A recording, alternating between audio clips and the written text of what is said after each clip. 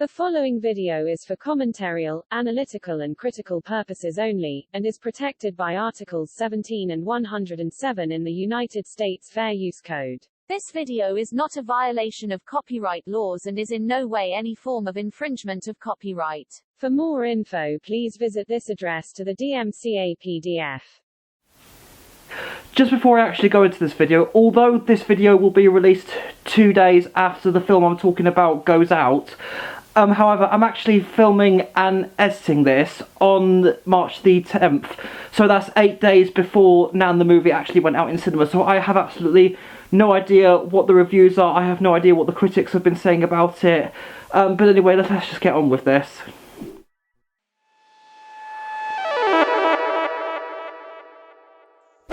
So hey, it's Harry Husky, and the UK film industry hasn't had a good track record when it comes to film adaptations, especially those that have the movie or the blank movie in the title.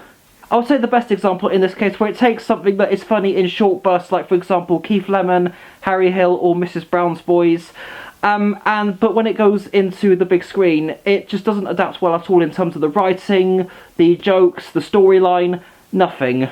For example, Keith Lemon, which is a character created by UK comedian and actor Lee Francis, he is funny in short bursts and has been funny in the likes of Celebrity Juice, in my personal opinion anyway.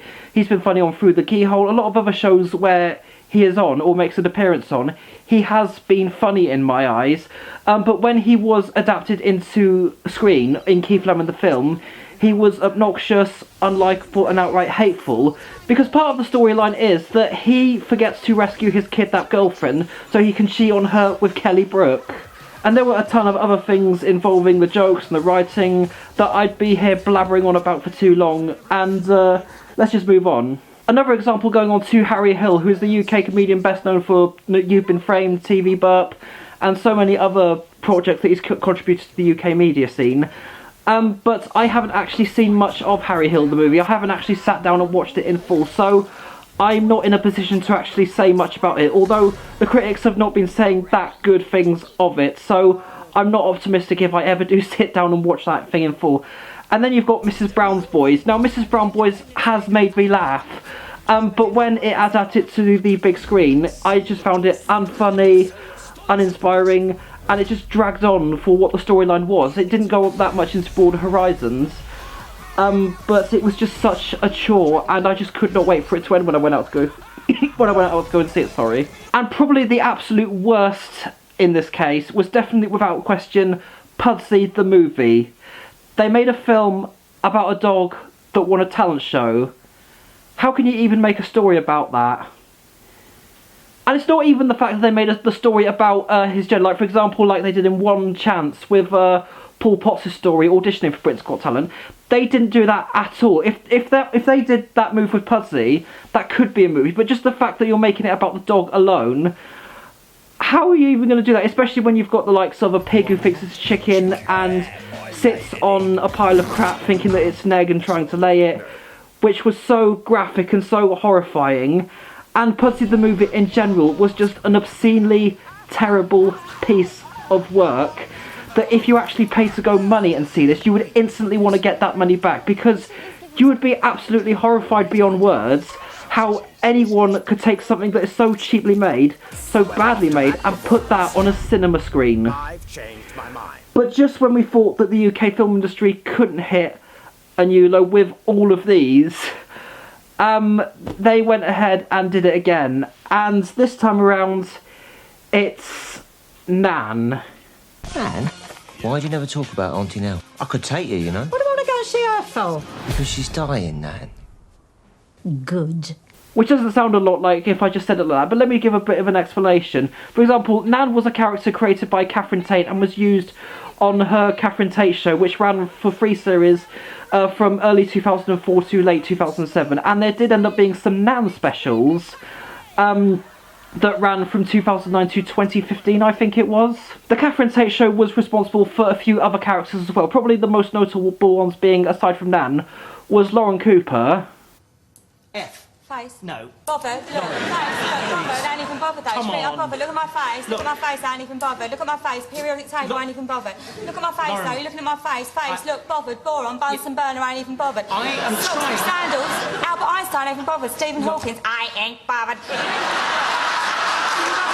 straight up bothered. Look, face bothered. Bunsen burner. You go hiking. I ain't even bothered. I ain't bothered. And probably the Posh Family, because I have seen that brought up a few times compared to other Catherine Tate characters I've seen in my social media timelines. Don't look him in the eyes. He wants you to look him in the eyes, but you mustn't. He's going away. We did it. I can't wait to tell them at school. My day in Tottenham.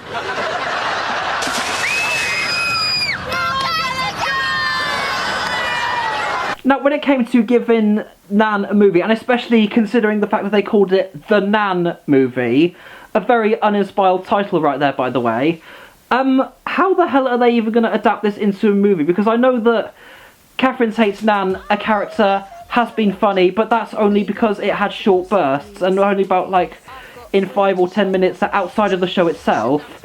But this is the thing, when you take something like these comedy icons, for example, like Keith Lemon, Harry Hill and Mrs. Brown's, all of them are funny in short bursts. However, when you put them onto the big screen, it becomes something else entirely. It becomes unfunny, uninspired, and absolutely boring to watch. And at this rate, given the track record the UK film industry has had, I have absolutely no expectations whatsoever for the Nan Movie having any good ratings whatsoever. And the other reason why I say that is taking a look at the trailer. Look, for example, the text that they use and the animation of the text. Now, I have seen a similar thing in all the other trailers. For example, Pudsey the movie, I think Keith Lemon the film might have done something similar. I can't remember. It's actually been years since I last saw the trailer. And the other thing is, in terms of potential directory we could be seeing in the film itself. Like, for example, the use of the wide-angle lens here. Now, that may have just been me, but when I saw that particular shot and that particular use of a wide-angle lens, any optimism I had going through... Okay. Basically, any optimism I had of thinking this was going to be a good movie was non-existent. And it was pretty much non-existent in the first place, to be fair. But I just want to talk about how I ended up discovering that the Nan Movie was a thing. I didn't actually know about it until I was scrolling through my Twitter feed, and I saw this tweeted by the No Context Brits Twitter account, with this caption, but that pretty much sums it all up, and revealing the Nan poster. And the replies to this tweet, I think, yeah, you can just about see that it's not going to go down well, I don't think, when it does get released in theatres, by the way. Even just by looking at the post, the fact that the and movie are just so small in comparison to these big, massive letters. Nan, the Nan Movie. And thinking about it as well, I think that the fonts might be similar as well to previously been used by all other films that I've been talking about. And I haven't really talked about so much about Postman Pat the movie, because even though something like Postman Pat shouldn't have been a movie, at least it wasn't as terrible and enduring as a lot of other films I have mentioned earlier on in this video. But with something like the Nan Movie, it is very predictable in my eyes as to how this is going to go down. It's going to be mediocre, boring, unfunny.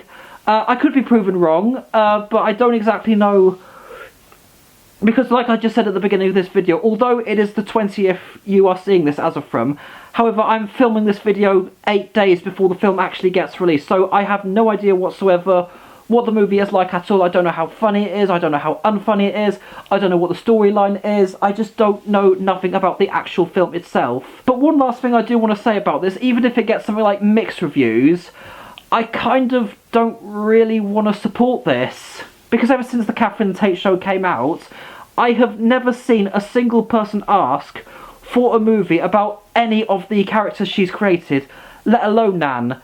So who the hell asked for a Nan movie, and who the hell is actually going to want to go and see the Nan movie? And even though you may think like, oh, but you don't know unless you tried it, trust me, with how bad previous film adaptations of UK comedy icons have been, basically don't have any optimism whatsoever in terms of the Nan movie being any good at all. I don't think I'm going to go and see it personally, even if it does get through, because the only reason why I say that is because I actually don't want to support this. I don't want to support something that no one asked for. It's obvious that this is a cash grab, an easy attempt, or at least any form of attempt whatsoever to try and make money. And this is not the way to go about it.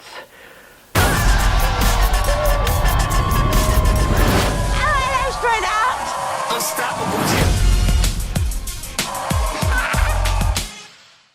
So, with all that being said, this has been Harry Husky, and may God have mercy on the day that the Nan movie goes out in cinemas. Thank you so much for watching, and goodbye. Mwah.